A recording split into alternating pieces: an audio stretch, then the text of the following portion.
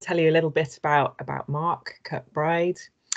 Mark is the author of 2 novels and a novella published by Omnium Gatherum in LA. His most recent novel was a semi-finalist in the Kindle Book Awards 2019. And Mark's short stories have appeared in Under the Bed, Sci-Fi Journal, Disclaimer magazine, Flash Fiction magazine, and So It Goes, the literary journal of the Kurt Vonnegut Memorial Library. Mark teaches creative writing and writing for well-being, and is currently an arts facilitator for Open Ealing Art Centre, and is a creative workshop tutor for the University of the Creative Arts. So I think that covers it, Mark. Thank you so much for your talk. Really looking forward to hearing what you have to say about active learning. Thank you very much, Helen. Thank you for that. I'm just trying to see if I can share my slides. Apparently it's been a bit of a problem and I wasn't here for all of yesterday, but I'll just give it a try. I can do that if you need to do that and then move them on for you. Are you sure? Oh, thank you, Francis. Yeah. I did send it through yesterday evening. I've got it. Don't never fear. It's all thank you. Happening. All happening. Inspire presentations. Yeah. And it is. Yeah, it's the PowerPoint, isn't it? It is. Yes. Yes. Yeah. Okay. And we are ready to go. I'm just finding it. Sorry.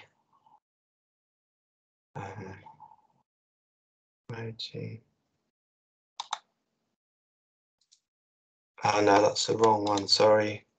That's all right. It will be happening any minute soon.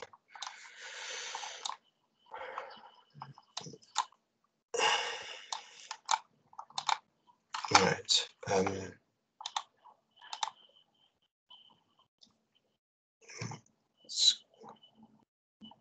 Screen 1.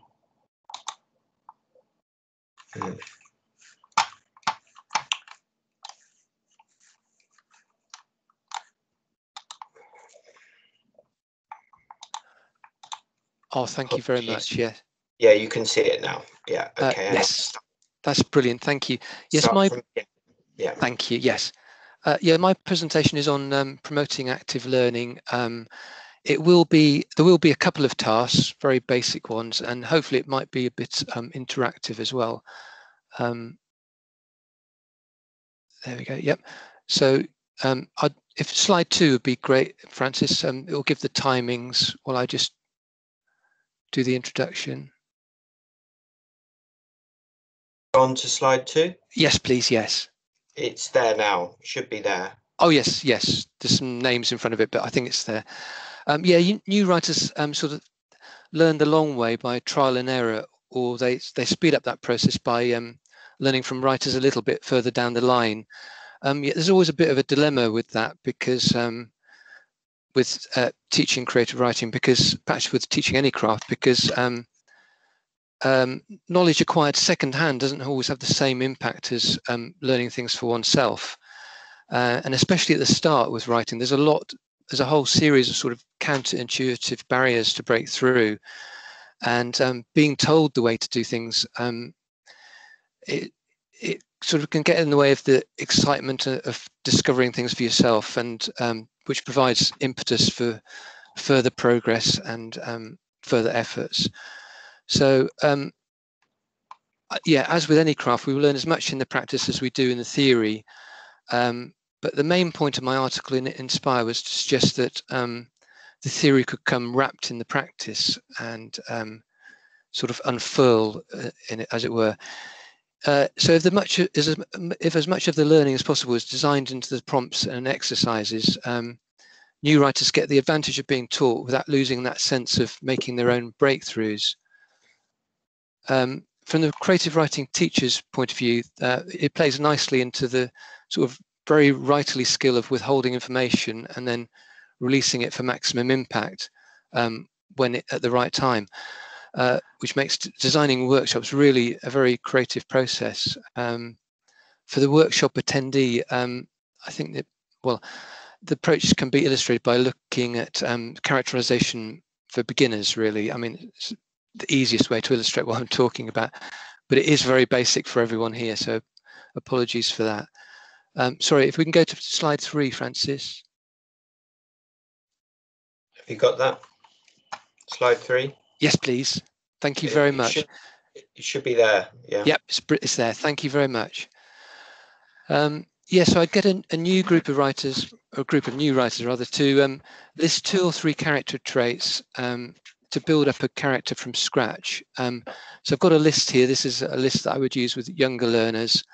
So if I can ask all of you to, or whoever wants to just sort of choose one main character trait and then 1 or 2 others, and just make a list and sort of start to get a sense of a person emerging. I think it was Hemingway who says it's always helpful to think in terms of your characters as people and not characters. I think it was Hemingway.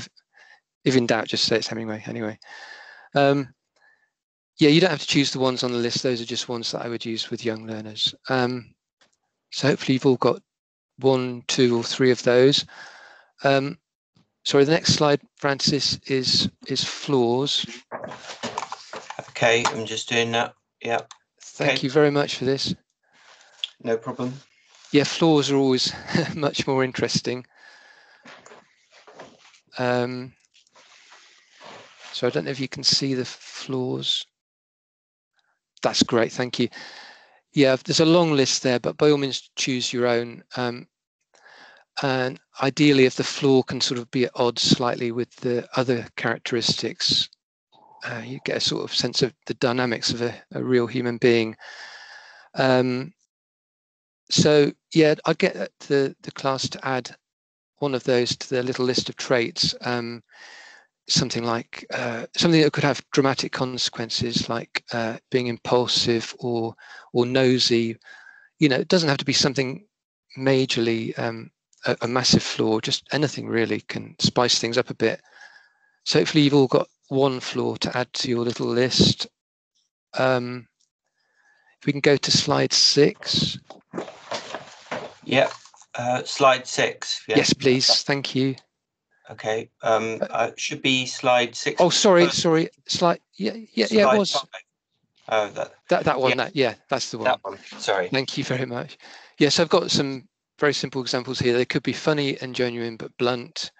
They could be honest and humble but stubborn, or loyal and trusting but indecisive. And you start to get the sense of a person. So if we can go to the next slide. Yeah. You can see it now? Yes, thank you very much. Hopefully everyone can see it. So I'd ask the group to convey as many characteristics as well, to sort of just write a very basic piece introducing this character they've created as if to a friend, really. So just purely describing them. So I've got this very simple example here. Frank is clever and competitive, but has a temper. So then there's a brief description as an example. Frank is very bright, almost too bright. I guess being so bright means that he's used to being right all the time because he can't stand being wrong. He's very competitive and doesn't like losing. When he does, he can't stand it and sometimes loses his temper. So just if you could all, whoever wants to, just write a brief description of your character and their traits, that would be great. Thank you very much. I'll give you 5 minutes for that. You probably won't need as long, but maybe 4 minutes. So that would be 9:44 to stop.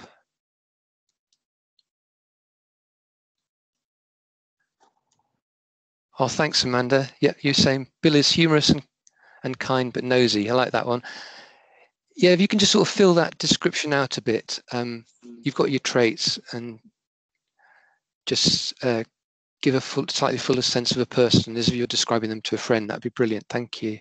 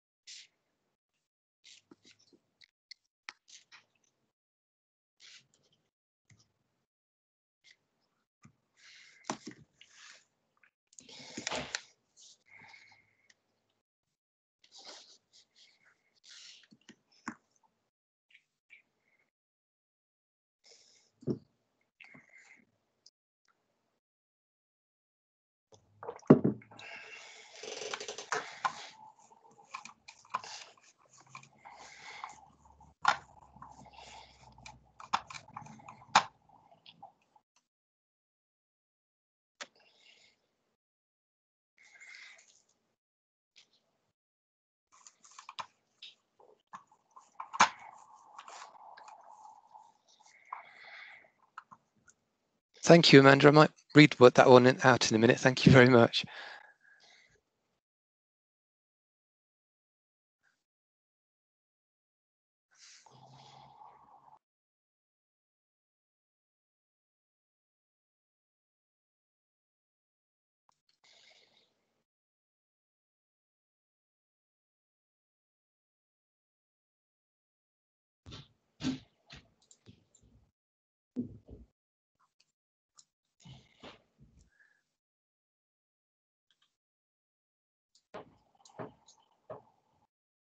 Yeah, you've still got a couple of minutes left, but I might read a couple out in case a few of you have finished. Bill enjoys the company of others, but often overshares his thoughts. Sadly, people avoid him. He has no idea this is happening. That's really good.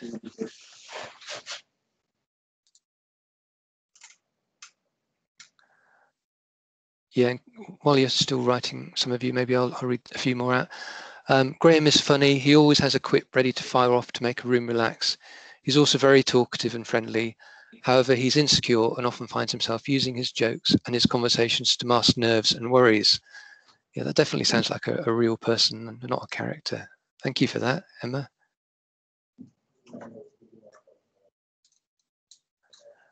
Another one from Bernie. Eric was a mystery to those who had to do stuff with him. He wanted to be organized and to organize everyone else, but he was forgetful, he was nervous, and most disturbingly, he had no sense of the passage of time. Very good, thank you. Yeah, they do seem like real people rather than characters. Thank you.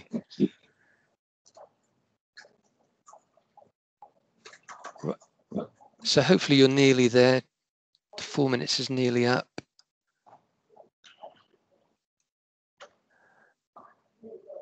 So Francis, if we can go to the next slide. Sure. Thank you very much. Sorry to keep asking you to. No, it's no problem at all. My apologies about the sharing not being facilitated. That's all right. So yeah, that's the 4 minutes up, I'm afraid. So we're going to go straight in. There is a reason why I'm doing them back to back, and I'll tell you in a minute. But we're going straight into the next exercise, which is to take your same character, but now you're going to convey as many traits as you can without describing them at all. And with a group of new writers, this can be quite a traumatic moment. How are they going to do that?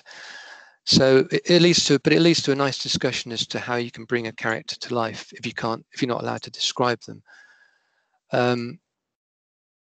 So if we can go to the next slide, Francis. Yeah. Thank you. So yeah, in the course of this discussion, we'd generate a list like this.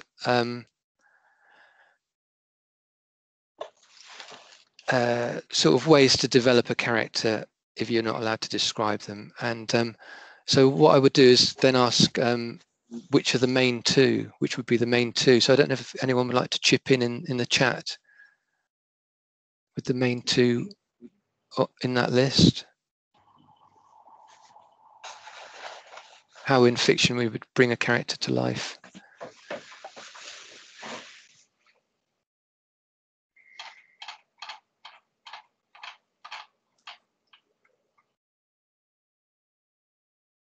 Yeah, definitely. Children do over rely on appearance. Definitely, that's they like the description. Yeah.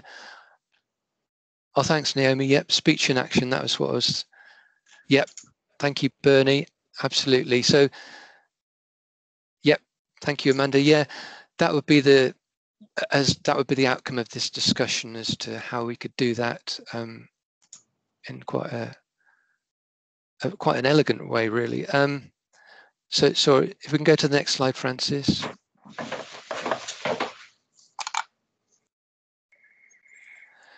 Yeah, so this would be what I would tell them next, to try and convey as many traits as they can without describing their character at all, through what their character does and says, i.e. action and dialogue.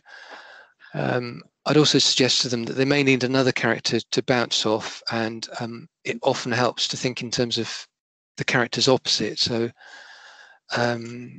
say if you had someone say if your main character is always in a hurry and they're a bit slapdash, they could be really infuriated by having to deal with someone who's an official and insists on doing things by the book. So going back to this Frank example, very simple example, he's clever and competitive, but he has a temper. So in this very, very short, it's just a very short scene, really. I've tried to bring him to life. What do you mean that's not right? Of course it's right, said Frank. I'm sorry, said the quizmaster. There's just 1 point in it, but the other team got the tiebreaker, so win the prize. No, you're wrong. Frank thumped the table. Glasses rattled. Check your phone.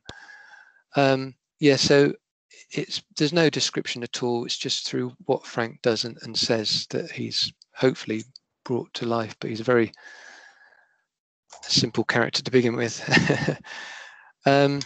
So if I could ask you to do the same with the same character you had from before, maybe another 5 minutes, or I think it was 4 minutes, wasn't it? I'll give you 5 minutes because it's slightly more difficult to do this one. So 5 minutes, just bringing your character to life purely through what they do and they say. So that would be 9:52 to stop. If work's appearing, I may stop slightly earlier, but I'll give you 5 minutes initially. Thank you very much.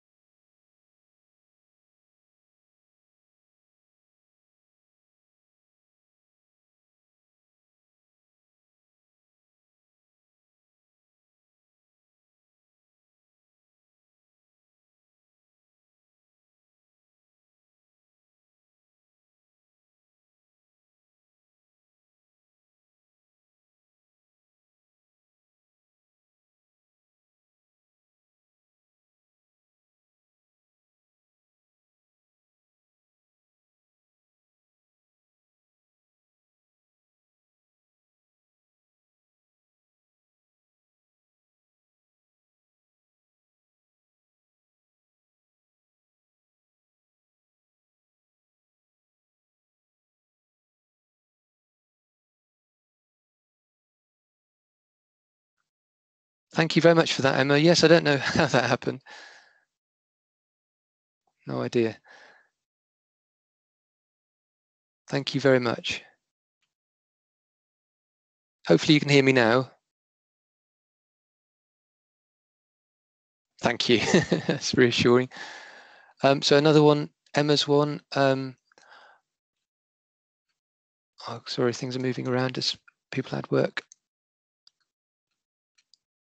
I rap my knuckles against the reception desk as they continue to sift through my belongings, removing a laptop, 4 books, a notepad, pens, and a 6-pack of Dr. Pepper. The sign next to me says, please keep noise to a minimum on arrival. I rap a little harder, the micro rebellion thrilling me. The tiny red-headed manager pulls one final item from my case. Oh, come on. I'm not allowed biscuits? The words slingshot out, high-pitched and pink-cheeked. Oh, I love that. Love the pink-cheeked. Thank you very much. Yep, so we're at the end of the time. I was going to ask someone to read them back to back, but I'll just read one more shortish one. Eric looked at his watch. Was it really 4:30? It was going to take him at least 20 minutes to reach the meeting venue. He grabbed his files and water bottle and ran. He got the journey time down to 17 minutes. He slammed through the door, breathless, red-faced. 20 faces turned to look at him. Well, Eric, this is not such a good start, is it? Arlene tried to kill her sarcasm. Sorry, everyone, sorry. Eric swigged some water from his bottle. Won't happen again, Arlene. I should hope not, if you want to direct this play. Nice dramatic little situation. Thank you very much. Yeah, sorry, we can go to the next slide, Francis.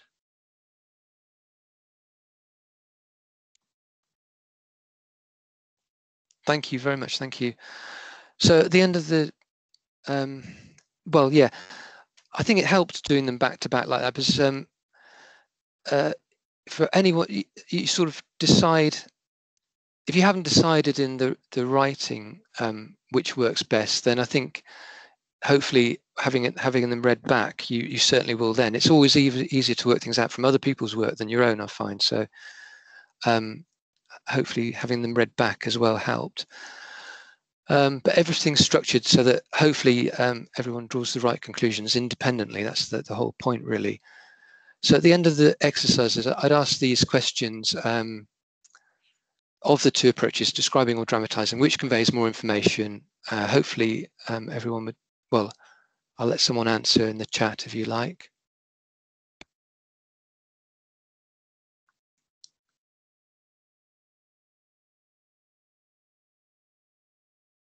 Showing, not telling, says Amanda.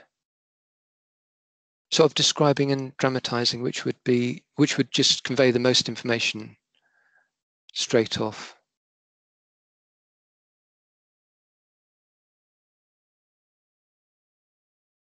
That's interesting, yeah. Drama, says Bernie.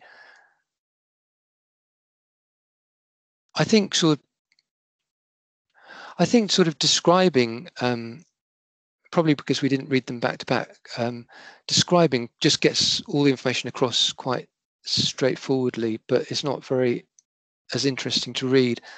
So I've given it away. Which is more interesting to read of the 2, describing or dramatizing? So which is better for fiction, basically? Yeah, absolutely. No, it's probably me. I was trying to speed up because I know we've only got 5 minutes left. So I think the point is a new writer might think perfectly, and I think absolutely, totally reasonably, that adding more and more layers of detail to this description of a character will bring them to life vividly for a reader. But hopefully via a sort of guided version of trial and error, they demonstrate to themselves that more or less the opposite is true, and that characters live or die on the page basically by what they do and say, which actually can lead on to interesting discussions, as you hinted back there, about showing and telling, and also how less is often more. Sorry, we can go on to the next slide. I think that's slide 11.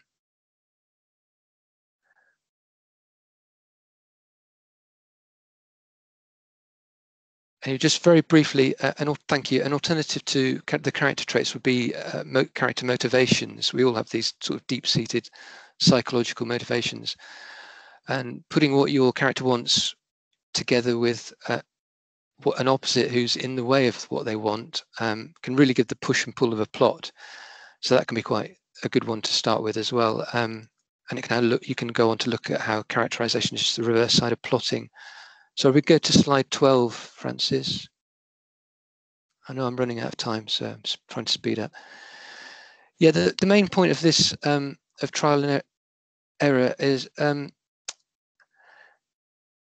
with trial and error, writers working on their own, they sort of work things out for themselves.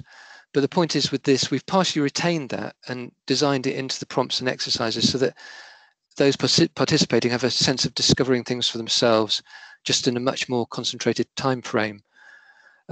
If as much of the teaching as possible is left for the prompts and exercises themselves, the writers become active participants in their learning, and key points can always be reinforced in discussion and feedback. But allowing the new writers to work things out for themselves just increases engagement and makes them fully present and keen to make further breakthroughs.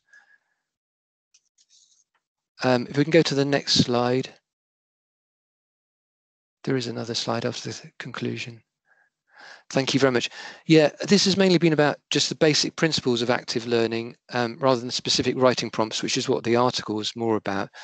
But the article has sort of ideas for prompts for these areas of creative writing, teaching, motivation and character arc, dialogue, interior monologue, description, atmosphere and setting, and language, which, to be honest, might be more useful for everyone here today than this simple illustration that I've done. There is one more slide just to say if anyone has any questions. Thank you very much. Yeah, just thank you very much, everybody. And just I'm opening it up to you now because we've got a couple of minutes left in case anyone has a question.